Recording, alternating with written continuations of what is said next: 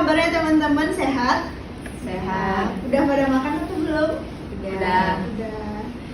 Baiklah, tak kenal maka tak sayang. Perkenalkan, nama saya Nurul Asma Zakiah dari jurusan Promosi Kesehatan Poltekkes Kemenkes Padang. Nah, tujuan Nurul di sini adalah untuk memberikan sedikit informasi atau penyuluhan mengenai lingkungan yang bersih dan sehat, bebas dari sampah. Nah, pertama-tama Nurul ingin membagikan poster, jadi teman-teman bisa membaca selagi mendengarkan materi.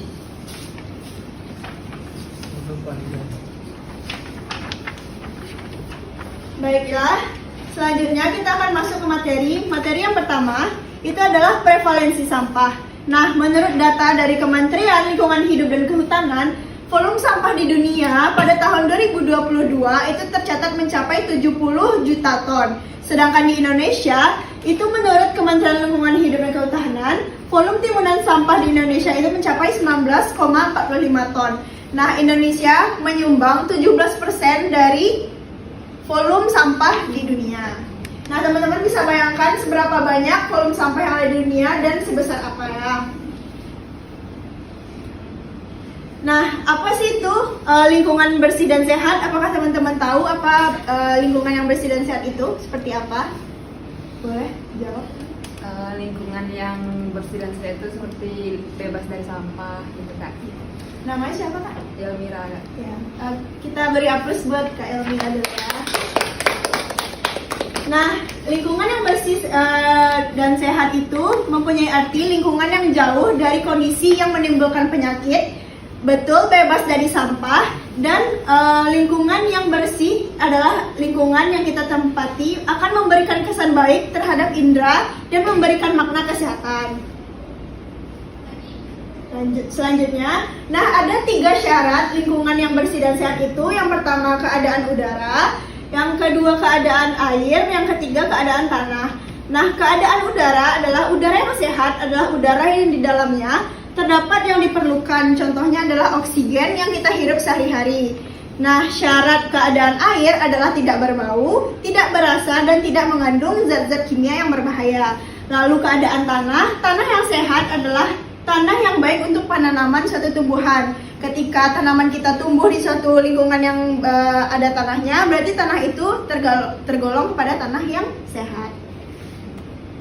Selanjutnya, bagaimana sih cara kita menciptakan lingkungan yang bersih dan sehat? Yang pertama, buanglah sampah pada tempatnya dan memisahkan sampah yang organik dan anorganik. Nah, kita bisa melakukan ini dengan cara memisahkan sampah kita menjadi 2 tong sampah. Yang pertama organik, seperti sampah yang mudah membusuk, dan anorganik seperti plastik, botol kaca, dan lain sebagainya. Yang kedua, buatlah jadwal rutin untuk melakukan aktivitas pembersihan lingkungan fisik. Nah, rata-rata kita semua pasti ngekos kan ya Kak. Lalu kita bisa tuh kerjasama sama ibu kos atau teman-teman sekitar kos. Kita bisa membuat jadwal rutin, misalnya sekali seminggu atau sekali dalam 2 minggu, kita bisa membuat kegiatan gotong royong. Nah, selanjutnya, buatlah sebuah aktivitas kreatif untuk mengelola sampah non-organik menjadi sebuah benda yang bersifat produktif, seperti membuat pot bunga dari botol plastik yang sudah tidak terpakai. Lalu biasakan untuk membuang sampah pada tempatnya. Ini merupakan poin yang sangat penting untuk mengurangi angka prevalensi sampah di dunia, itu dengan membuang sampah pada tempatnya agar tidak terjadi penumpukan dan mengganggu lingkungan. Nah, bagaimana sih cara kita memisahkan sampah organik dan anorganik? Itu bisa dilihat dari jenis-jenis sampah. Sampah organik adalah sampah yang mudah membusuk seperti sisa makanan, sayuran, dan daun kering. Yang sampah ini bisa diolah lebih lanjut menjadi kompos atau pupuk kompos. Nah, yang kedua itu sampah anorganik seperti sampah yang tidak mudah membusuk seperti plastik, wadah pembungkus makanan, kertas, botol minuman, dan kaleng. Nah, jenis-jenis sampah berdasarkan bentuknya itu ada sampah padat, urin, dan sampah cair. Nah, apa sih dampak sampah terhadap lingkungan? Yang pertama ada dampak menguntungkan dan dampak yang merugikan. Dampak menguntungkan itu dapat dipakai sebagai penyubur tanah, dapat digunakan sebagai penimbun tanah, dan dapat memperbanyak sumber daya alam melalui proses daur ulang. Dampak merugikan adalah dampak yang dapat menimbulkan bau yang tidak enak, dapat menimbulkan pencemaran udara, tanah, dan air, dapat menimbulkan banjir apabila sampah kita sudah bertumpuk di selokan atau di saluran air, itu bisa menyebabkan banjir. Dan yang paling penting itu dapat berperan sebagai sumber penyakit seperti diare, jamur, pes, dan demam tifoid. Lalu menciptakan lingkungan yang bebas dari sampah dan mengelola sampah menjadi bermanfaat. Cara agar kita dapat bermanfaat yaitu dengan memisahkan sampah organik dan anorganik. Tempat sampah yang disediakan adalah tempat sampah yang penggolongan sampah organik dan sampah anorganik, dan semua penempatan sampah harus dapat terjangkau oleh semua orang. Selanjutnya.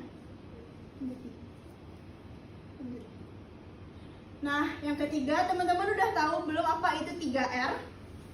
Belum, enggak. Belum. Nah, 3R itu adalah 1 reduce, 2 reuse, dan 3 recycle. Nah, reduce adalah pengurangan limbah dan pencegahan limbah. Reuse adalah penggunaan kembali limbah sampah. Dan yang ketiga adalah recycle, yaitu daur ulang.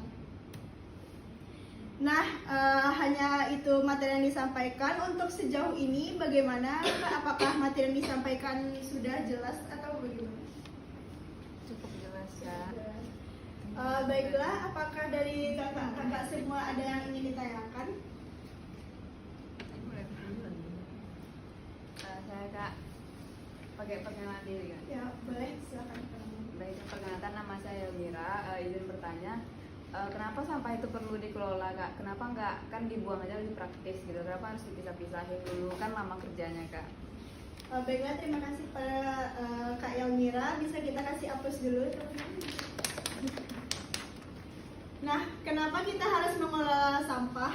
Karena di tempat pembuangan air itu sampahnya itu menjadi satu atau bercampur semuanya kan.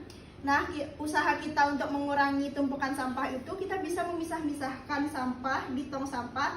Jadi sampah yang tidak bisa membusuk itu bisa kita daur ulang, dan sampah yang tidak membusuk, yang bisa mudah membusuk, itu bisa kita jadikan pupuk atau kompos. Ketika sampah itu tidak kita pisahkan atau kita satukan, itu akan menjadi limbah di lingkungan kita yang akan menyebabkan hal-hal yang tidak kita diinginkan di kemudian hari.